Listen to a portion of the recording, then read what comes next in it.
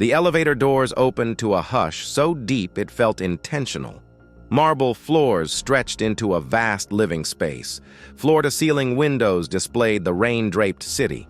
Everything was sleek, expensive, and, strangely, impersonal. No family photos. No clutter.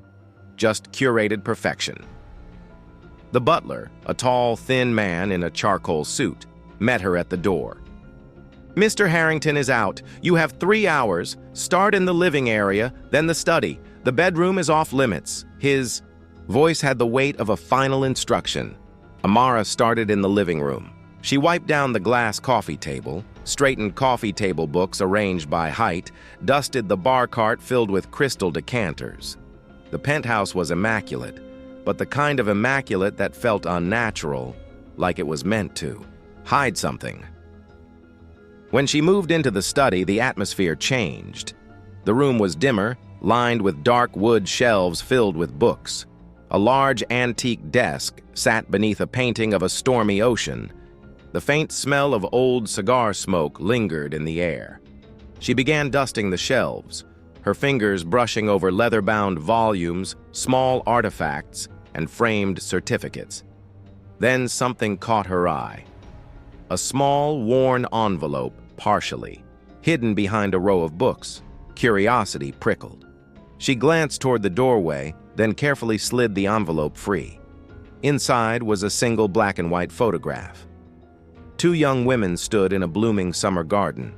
One had a headband in her curls. The other's hair was straight and tucked behind her ear. They stood close together, smiling like old friends. Amara's breath caught.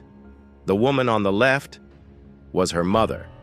The woman on the right was Eleanor Harrington, Victor's late wife, who had died over a decade ago in what the news had called a tragic boating accident. Her mother had never mentioned knowing Eleanor, never mentioned working for anyone named Harrington. And now here they were together in a photograph hidden in Victor's study. A faint creak came from behind her. Amara's heart skipped. She turned, but the doorway was empty. Quickly, she slid the photograph back into the envelope, returned it to its place behind the books, and forced herself to finish dusting. But her hands were trembling. By the time she finished the study, the rain outside had eased to a drizzle. She gathered her supplies and moved toward the elevator. Just as she reached the foyer, the elevator doors opened. Victor Harrington stepped inside. He was taller than she'd expected, his white hair perfectly combed, his tailored suit immaculate. His sharp blue eyes scanned her like a man assessing whether something was out of place. "First time cleaning my home?" he asked. "Yes, sir." "Did you move anything?" Amara's stomach tightened. "No, sir." His smile was thin. "Good. Privacy is important to me." He walked past her, leaving a faint scent of expensive cologne. As she stepped into the elevator, she glanced back and saw the butler watching her with an expression she couldn't read. That night, in her small apartment in Washington Heights, Amara couldn't stop thinking about the photograph. She pulled out her phone and opened the picture she'd secretly taken before putting it back. Her mother's smile was unmistakable, warm, familiar, the kind of smile that had comforted Amara through childhood hardships. But why had she never spoken of Eleanor Harrington?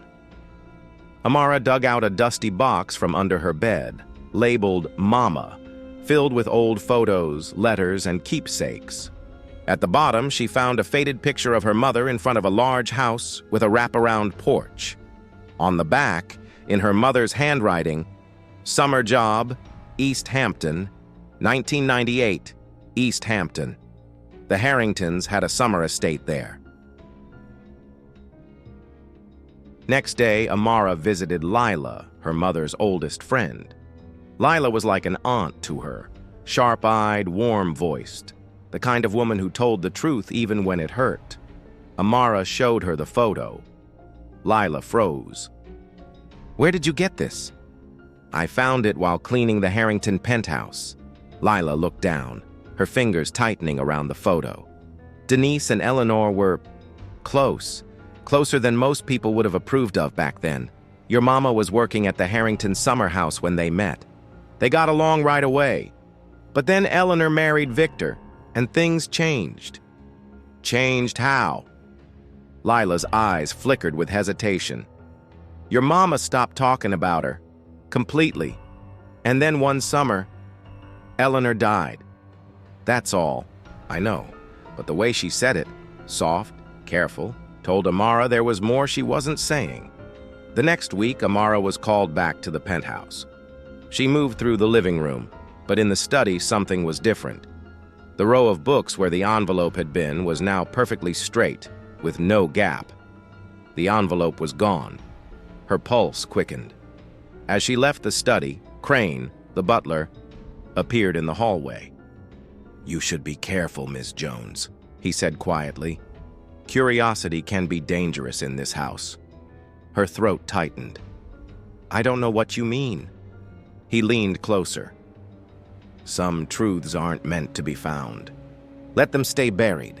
Amara couldn't let it go. She searched online archives for news on Eleanor's death. Most articles repeated the same story.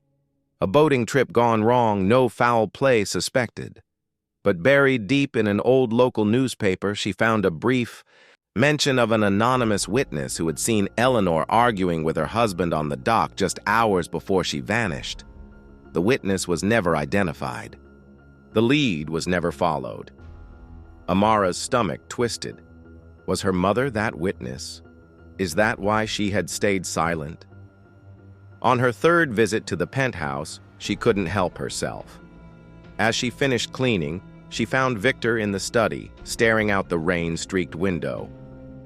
"Your wife knew my mother," she said. His head turned slowly. "Did she?" "I found a photograph of them together, hidden here." His expression didn't change, but his voice was cold. "Then you've seen something you shouldn't have. Your mother was a good woman. She kept her mouth shut when it mattered." "What happened to Eleanor?" Victor's eyes narrowed. "Go home, Ms. Jones, and don't come back." 2 days later, an envelope slid under her apartment door. Inside was the original photograph, along with a note in neat handwriting. "Your mother saved me once. Tell no one." It was signed simply, E.H. Eleanor Harrington. Amara stared at the signature, her mind racing. If Eleanor had signed this, she hadn't died that night. She had disappeared, with her mother's help, and Victor Harrington had been hiding that truth for over a decade. Amara put the photo in the box with her mother's keepsakes. She didn't know where Eleanor was now, or why she had sent this. But she understood one thing. Some secrets could burn your life down, and some you protected, even from yourself. As the rain returned to the city, Amara closed the box, turned off the light, and let the silence take over.